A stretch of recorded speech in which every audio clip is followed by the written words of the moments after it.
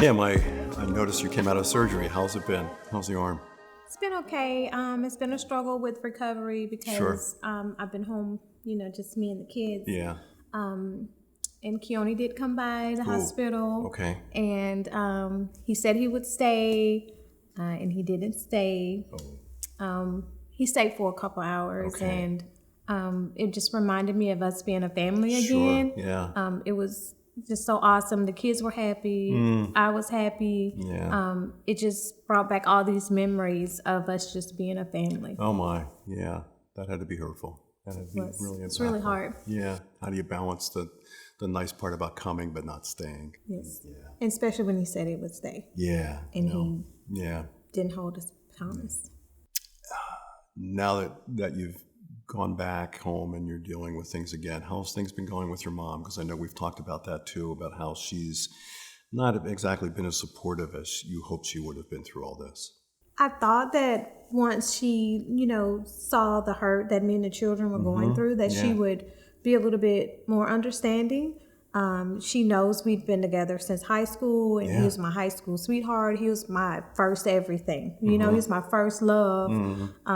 And I thought that we would grow old together. My mom is still married to her high school sweetheart, so I think that might be why she's a little less, doesn't have any empathy for me. She's like, get over it, go find somebody else, just... you'll be fine. The kids need a father. Go out.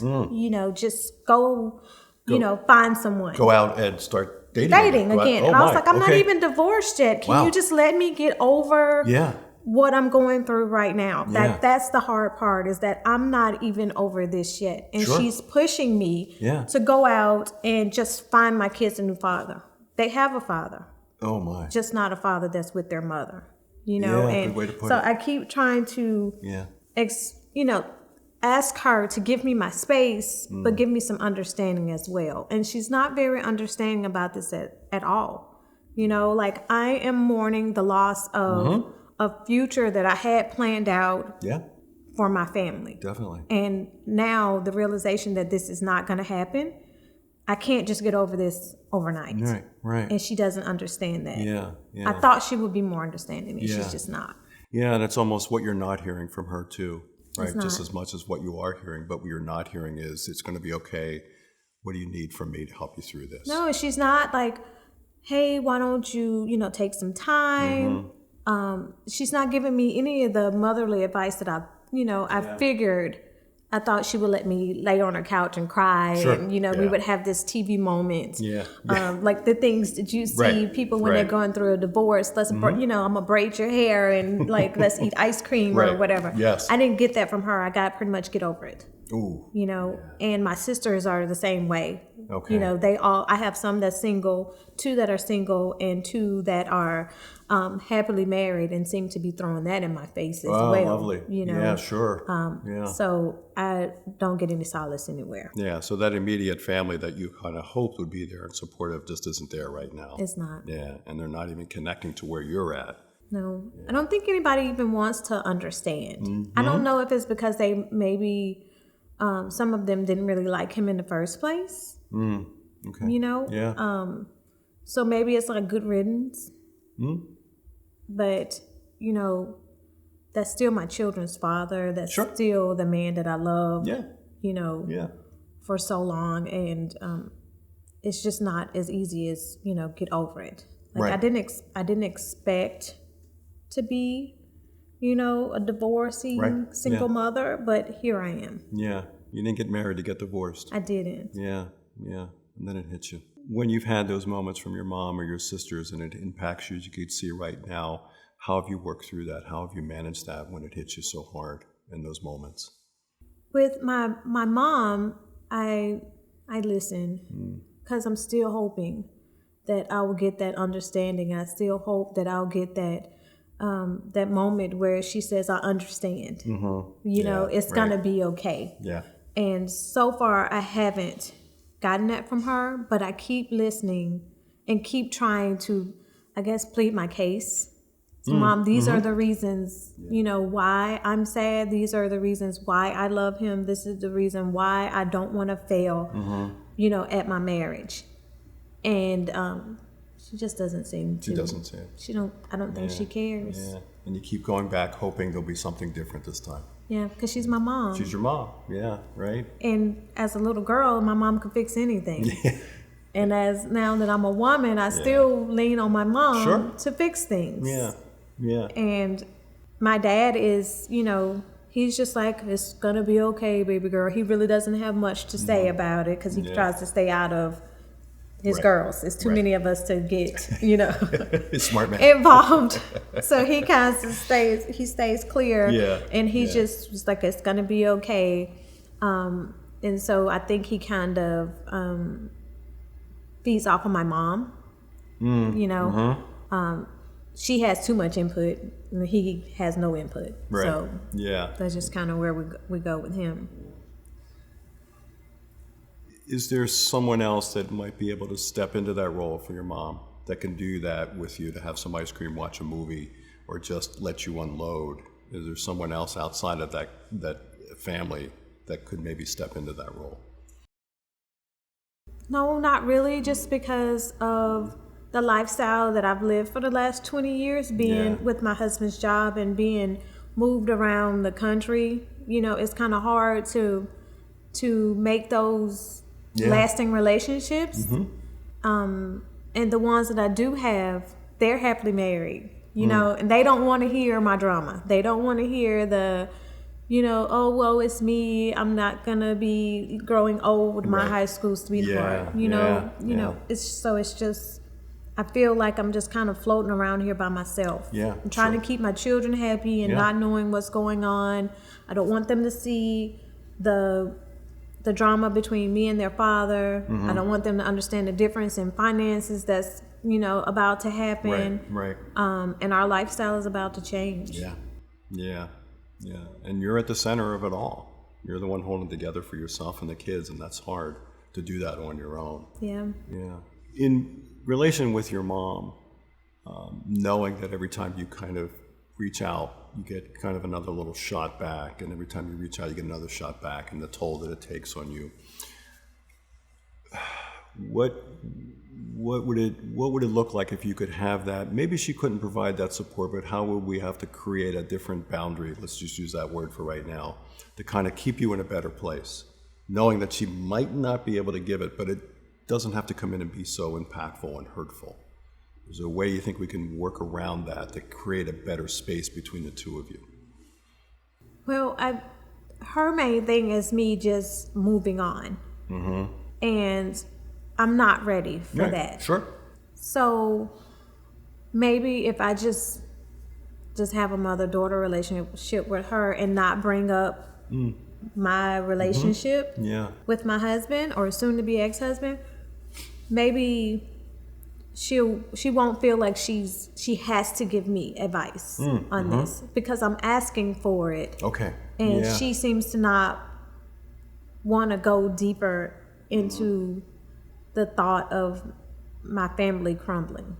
Like maybe it has some realization to her. Like, I don't know why she doesn't want to listen, or why she doesn't want to see my point of view in it. She's just not being very helpful, very understanding.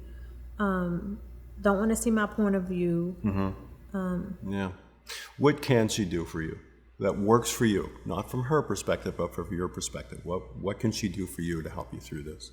I want her to feel like, to see how I feel. I want her to understand that it's not just get over it. It's not just move on. Right. It's not just, oh, your kids can have a father with, you know, anybody can be your children's father. Right. Like, I don't want my children around anybody else. I'm not ready for that. And I know they are not ready for that.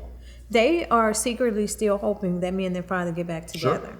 You know, like I said, when I had the surgery and he was there and he drove me home from the hospital, and we had dinner, and he gave me my medicine, and he was there the next morning when they woke up. they were so happy. Yeah. They were thinking that this was how it's going to be. Yeah. You know, then he gets a phone call and he leaves. And we don't see him again. And that hurt started all over. And that started, everything. It just like ripped the Band-Aid off all over again. So, But more than the surgery. Yes. Yeah, because it's the surgery we can handle. Your mom can help with the surgery because it's a broken bone. She knows what she can come over and comfort, but she can't comfort that internal part. No. Yeah. Is there a way you can interact with her that works for you, that allows you? Because I get a sense too, you're not going to not talk to your mom. You're not going to say, look, Mom, I can't talk to you for the next couple of weeks because you're really pushing me beyond where I need to be. You can't do that, right? Mm-hmm. I get a sense from that from you when you've talked about it. Yeah, you want that. But is there a way that you can redirect what she's saying? And I kind of like what you said earlier, maybe I don't bring this up with her. Maybe I have her talk about the kids, or maybe I bring up something else. Mm-hmm. Not to make it easier for you, but make it kind of a little bit less of a burden you have to deal with her. And we can find other ways that maybe you can get that part, that somebody else can fill that part of you that says, I just need you to let me lean on you a little bit and cry. Maybe there is a friend you might not be expecting that could do that. We can get to that point, maybe. But because your mom is right there, I'm just wondering if there's any way that you think might be able to still have the relationship with her and the connection, but in a way that doesn't hit you so hard. More pragmatic, maybe not emotional, but more the day-to-day stuff. I don't know. I think that's where I'm having the struggle, because with me comes all of my troubles, and I'm pretty much an open book. And I think she just kind of expects for me to come in with the problem, it's this cloud, it's the elephant in the room, it's the... don't mention being happy around Kim because she's going through a divorce. I think I've become the rain cloud in my family. Yeah. Good way to put it. So I haven't figured out how that's fine.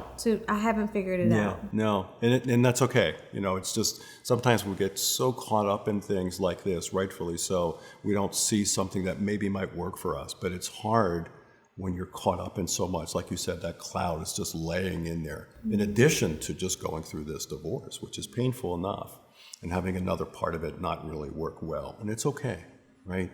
At some point, these clouds will lift, as you do. Right?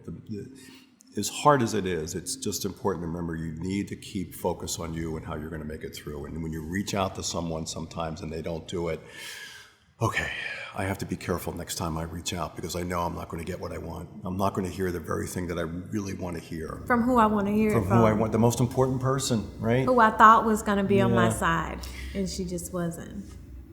Have you had that kind of a conversation with her, that direct? Has it been that basic? I don't want to mean to minimalize it by saying basic, but that direct, just like you said. No, I haven't. Okay. I haven't. I guess I just expected it. Yeah. And I've told you, but I haven't told her. Maybe.